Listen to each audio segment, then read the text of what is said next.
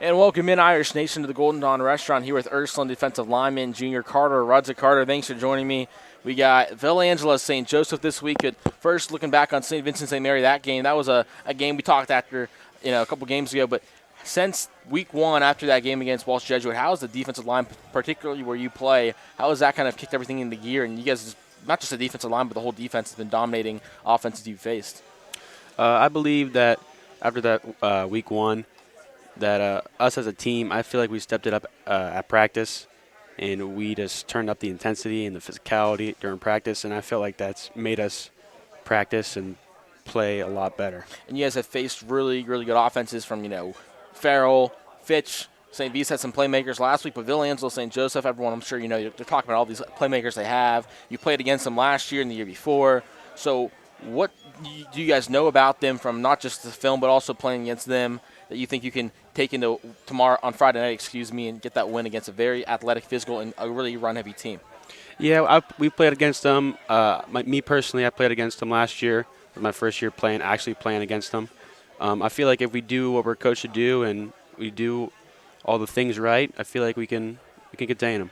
Right, and so pitching multiple shutouts on the year, and you guys have even in the games other than that first week that you haven't had a shutout, it's been 6-7 points. So one touchdown, and giving that's giving the offense you might score a couple touchdowns to win a game. And for this offense in the first, even week 1 through 7, you guys have scored almost 30 points every time. And one time you didn't was just because of, you played a quarter and a half and still put up 27 points.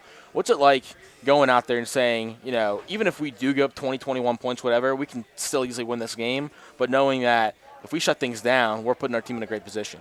I feel like it's just such a luxury to have that and be able to have that as a team. I feel like it's a great thing for us. All right, so focusing on you a bit, so what got you into playing football from a young age, or when did you start?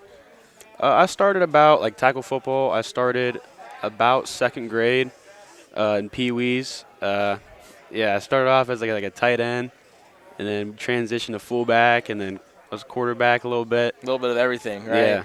So what kind of got you starting playing football? I feel like just watching it on the TV when my dad had it on.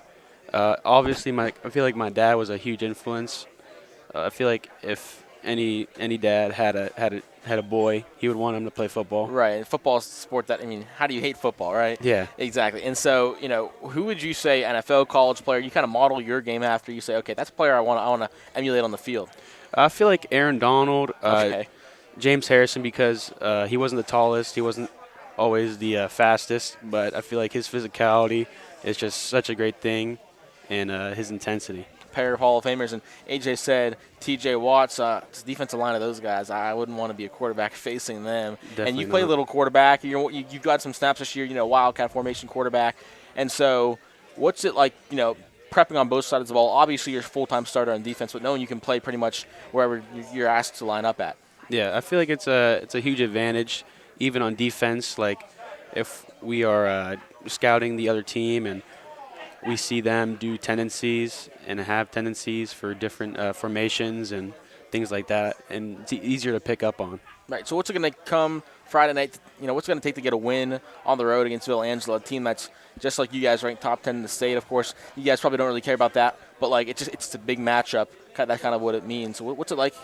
What's it going to take to get that win? I feel like if we just do what we're coached to do and we execute everything how we're supposed to, I feel like we can get it done. So what's your message to Irish fans who you want to travel up there to Cleveland on Friday night? My message would be to show out and if you can make it, come up. And hopefully you guys can all make it up there. We'll have some coverage on YSN, and the Irish will travel up to Cleveland, Villangela, St. Joseph to take on the Vikings, and that'll be up on their new stadium. So great atmosphere. Hope you guys can make it. And that's Karter Rudzik. Thanks for joining me, Karter. I'm Tim Corso. We'll see you guys on Friday night from Villangela, St. Joseph, and we're here at the Golden Dawn Restaurant on YSN Live.